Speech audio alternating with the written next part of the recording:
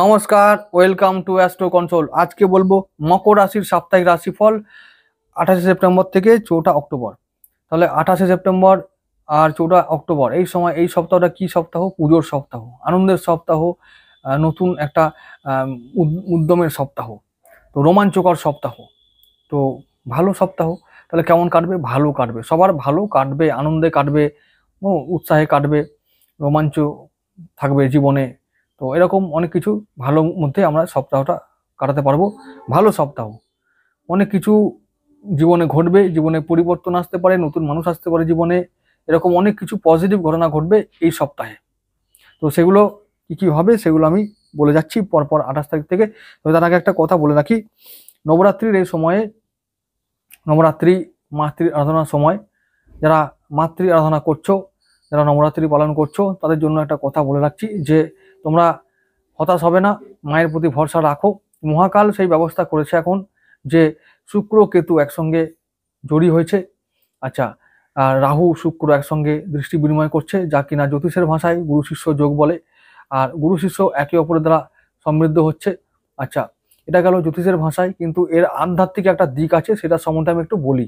যাদের দরকার, যারা এই পুজোর এই উৎসবে, এই মাতৃ আরাধনার উৎসবে, এই এই সময়ে কেউ মাতৃ আরাধনা করছে, আর কেউ যাদের যেমন জীবন সেইভাবে তারা পালন করছে বা পার্থিব আনন্দে মেতে উঠেছে।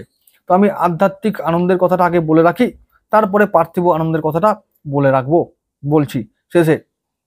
তাহলে আধ্যাত্মিক ব্যাপারটা কি?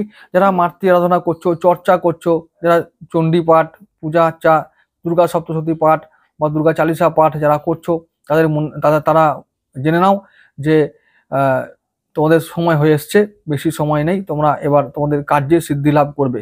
অনেকের মন্ত্র সিদ্ধি লাভ হবে, অনেকের মাতৃ দর্শন হবে, অনেকে সেই পথে গিয়ে সাকসেসফুল হবে। কারণটা আমি বলে রাখি। কারণটা হলো মকর রাশির পঞ্চমপতি শুক্রদেব, তিনি এখন আছেন অষ্টম ভাবে, যা কিনা গুরু রহস্যের ঘর, রহস্য, গোপন, মানে এই সমস্ত কিছু যাকে অকাল্ট বলে, সেই ঘরে কি আছে? পঞ্চমপতি শুক্র আছে। আর শুক্র আর আমাদের আরেকটা কি, আমাদের দশম পতি। তো কর্মপতি না, আমরা কেমন কর্ম করছি, যদি আমাদের কর্ম এই সমস্ত জায়গায় হয়, এই অকাল্ট সাধনা, আধ্যাত্মিকতা, তাহলে গুপ্ত কোনো কিছুর সঙ্গে জড়িয়ে থাকে আমাদের কর্মকাণ্ড, তাহলে এই কর্মকাণ্ডে এবার আমরা সিদ্ধি লাভ করব, সফল হব। কেন? আছেও কারণ, ওই যে গুরু শিষ্য যোগ বলেছি। তাহলে রাহুর দৃষ্টি পাচ্ছে শুক্র, এবং তারপরে রাহু তো গেলই, রাহুর দ্বারা বলপ্রাপ্ত হবে আমাদের দশমপতি শুক্র, পঞ্চমপতি শুক্র।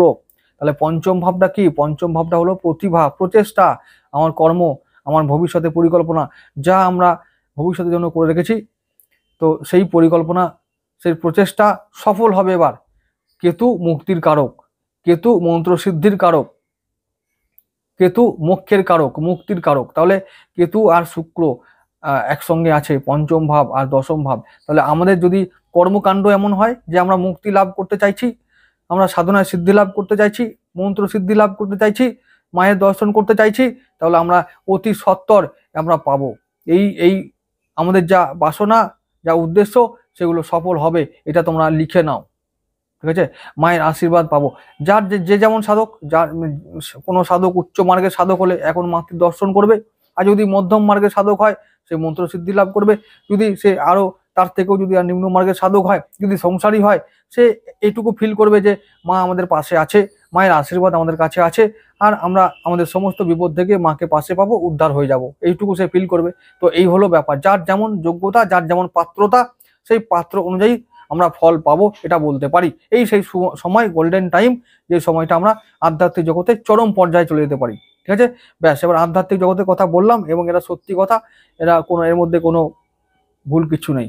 তো যারা আছো এই পথে, তারা জানো ভালো করে এর মর্মটা, তারা ফিল করছো অলরেডি যে মায়ের শক্তি অনুভব করছি। কারণ এই যে একটা কথা বলে রাখি, কারণটাও বলে রাখি, কারণ কালপুরুষের একটা চক্র আছে, যেটাকে আমরা রাশি চক্র বলি, জাত চক্র বলি। কালপুরুষ কোনো ব্যক্তি বিশেষের নয়, কোনো কোনো কারোর নয়, কালপুরুষের চক্র, যাকে আমরা কাল চক্র বলি, কালপুরুষের ভাগ্য বলি। কে কালপুরুষের মাথা বা আমাদের শক্তিকে, পুরুষ শক্তিকে মঙ্গল। তাহলে মঙ্গল মানে শিব, আর আমাদের মঙ্গলের সপ্তম ভাব মানে মেষ রাশির সপ্তম ভাবটা কোনটা? শুক্র, মানে তুলা রাশি। মেষ রাশির সপ্তম ভাবটা তুলা রাশি, তা এর অধিপতিকে শুক্র। তাহলে কি হলো? তাহলে যদি শিব হয় মঙ্গল, তাহলে শুক্রকে মাতা পার্বতী। আর মাতা পার্বতী এখন কোথায় আছে? তাহলে কেতুর সঙ্গে, তাই না? তো গুরুর চেলা কেতু। আচ্ছা, কেতু মানে তাকে আমরা গণেশও বলতে পারি, মা আর বেটা একসঙ্গে আছে। শুধু তাই নয়, কেতু মানে মুক্তিদাতা। তো মা এখন অনেককে মুক্তি দেবে। এবং আরেকটা কথা, মায়ের সৌম্য রূপ হলো শুক্র আর মায়ের উগ্র রূপ হলো রাহু। তো যে চাইছো উগ্র সাধনা করতে, উগ্র সাধনায় মুক্তি লাভ করবে, যেহেতু কেতু দৃষ্টি পাচ্ছে। আচ্ছা, আর যারা চাইছো সৌম্য রূপে সাধনা করছো, তারা সেখানেও তারা মুক্তি পাবে, সাধনায় সিদ্ধি লাভ করবে বা মায়ের আশীর্বাদ পাবে। এইটা সময় এসছে। আর যেহেতু বললাম শুক্র মাতা পার্বতী নিজেই স্বয়ং তিনি আমাদের অষ্টম ভাবে আছেন, তিনি হয়তো অষ্টম ভাবটাই বলেছি যে রহস্য, গুপ্ত কোনো কিছু, অকাল্ট কোনো কিছু, যাকে ব্যাখ্যা করা যায় না, প্র্যাকটিক্যাল, এটাই হলো আসল কথা। যেই মানে গোপন অন্ধকার কোনো কিছু, যার কোনো তল অতল নেই, যার কোনো আদি অন্ত নেই, সেই ভাবটাকে বলা হয় অষ্টম ভাব। সেই ভাবটা আমাদের এই এই ভাব, মৃত্যু মৃত্যু পরলোক, এই ভাবটা অষ্টম ভাব। অষ্টম ভাবেই এখন শুক্র আছে, মাতা পার্বতী অবস্থান করছে তোমাদের অষ্টম ভাবে। তোমরা ভাগ্যবান, যদি এই পথে চলো তাহলে হয়তো ভীষণ উন্নতি করতে পারবে, বিশাল কিছু লাভ করতে পারবে, অ্যাচিভমেন্ট তোমাদের হবে এই পথে, আধ্যাত্মিক জগতের পথে। তো তোমরা করো, অনেক কিছু হবে। মকর রাশি মকর লগ্ন হলে এইটা আরো বেশি ফলবে, ঠিক আছে? আর অন্য মকর রাশি হলেও কোনো চিন্তা নেই, হবে। আচ্ছা, কারণ মন তো, রাশি যদি মকর হয়, যদি মকরে চন্দ্র লেখা থাকে, সেটা আমার মন, তাহলে মনটা আমার সাধনার দিকে যাবে, তো সেখানেও কাজ হবে ভাই, সেটাও একই ফল হবে। তাই মকর রাশি না লগ্ন কোনো ব্যাপার নয়, এটা যাই হোক না কেন ফল হবে, যেটা বললাম সেটা হবে। এরপরে পার্থিব আনন্দে চলে যাব। পুজোর সময়, আনন্দের সময়, সুখের সময়, ভোগের সময়, ঘোরার সময় আর খাওয়ার সময়। তো খাওয়া, ঘোরা, আনন্দ, ভোগ এগুলো হবে তো দারুণ ভাবে হবে গো, দারুণ ভাবে হবে। শুক্র এখন কোথায় আছে? অষ্টম ভাবে। অষ্টম ভাবটাই তো ওই সব ভোগের ভাব। তো যারা ত্যাগ চাইছো, ত্যাগ হবে। মায়ের কি মহিমা, মায়ের কি লীলা ভাই। তো আর যারা ভোগ চাইছো, ভোগও হবে। ও ভোগে চলে যাবে, কি মজা, হরি বল। তো যারা আনন্দ, কেমন প্রথম দিনটাই বুধের দিন, কেমন প্রথম দিনটা বুধের দিন। তো বুধ আমাদের কত নম্বর গো? বুধ আমাদের না ওই আমাদের ষষ্ঠ ভাব, ষষ্ঠ ভাব তো, হ্যাঁ। তো আর ওদিকে নবম ভাব, তাহলে কি ভাগ্য ভালো থাকবে, তুঙ্গে থাকবে ভাগ্য। দারুণ ভাবে আনন্দ করো, দারুণ আনন্দ হবে রবিবার দিনটা, ষষ্ঠীর দিন, ঘোরা বেড়ানো সবকিছু, খাওয়া দাওয়া। ওহ, কি দিন, কি দিন, কি বলবো, ভাগ্যবতীর দিন।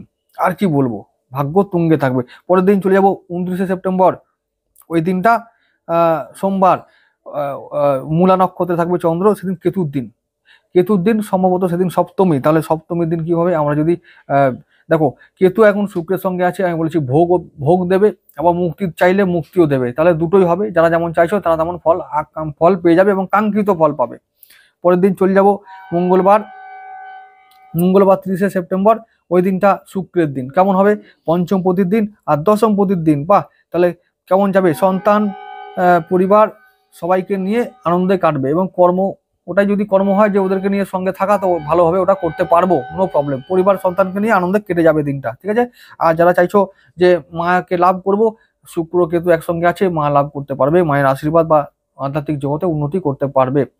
তো বুধবার চলে যাবো। বুধবারটা রবির দিন, রবির দিন অষ্টম পতির দিন। সেদিনটা দারুণ একটা দিন, অষ্টম পতি রবির দিন। মানে আমরা সেদিন আরো বেশি সাধনায় সিদ্ধি লাভ করতে পারবো, আধ্যাত্মিক উন্নতি হবে এবং মন্ত্র সিদ্ধি যা চাইছি, আধ্যাত্মিক উন্নতি করতে চাইছি, তো পাবো। আমরা ফিল করতে পারবো সেই মহাশক্তির সঙ্গে সেদিন আমরা কানেক্ট করতে পারবো নিজেকে।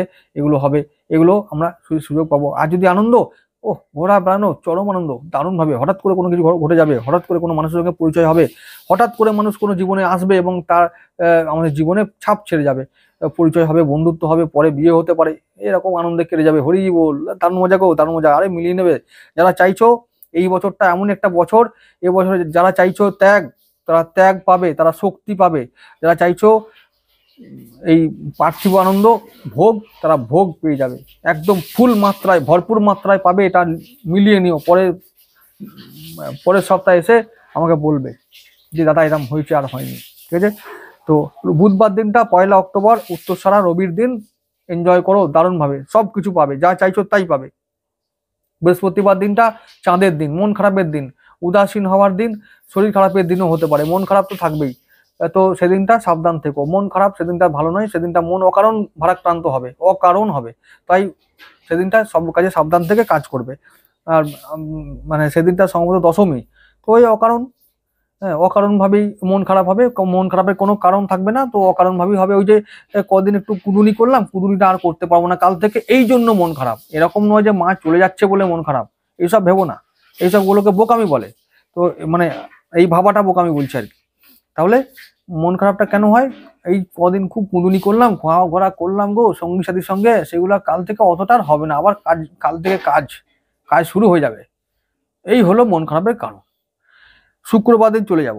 শুক্রবার দিন 3 অক্টোবর, সেদিনটা মঙ্গলের দিন। ভাই তোমরা সাবধান থেকো, তোমাদের এখন মঙ্গল আছে দশম ভাবে। তো কর্মক্ষেত্রে অ্যাক্সিডেন্ট, দুর্ঘটনা, রক্তপাত এগুলো হবে। তো যাই করো না, যদি কর্মক্ষেত্রে যাও তো সেখানেও হবে, আবার যদি কর্মক্ষেত্রে নাও যাও, ঘরে বসে থাকলেও হতে পারে। তো ওই সব দিনগুলো এখন মঙ্গল রাহু নক্ষত্রে আছে, সাবধান থেকে কাজ করতে হবে, সমস্ত কাজ চলা।